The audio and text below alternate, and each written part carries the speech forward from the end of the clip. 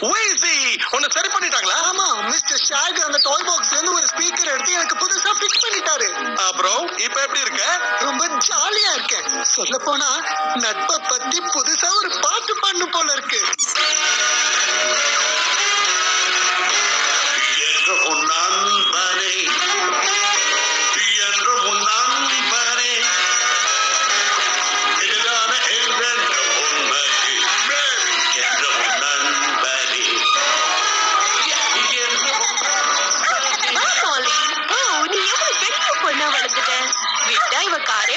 போல இருக்கு.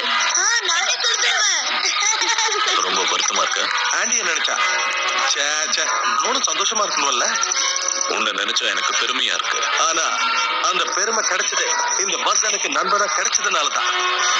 நம்ம நட்பு விண்ணை விட உயர்ந்தது.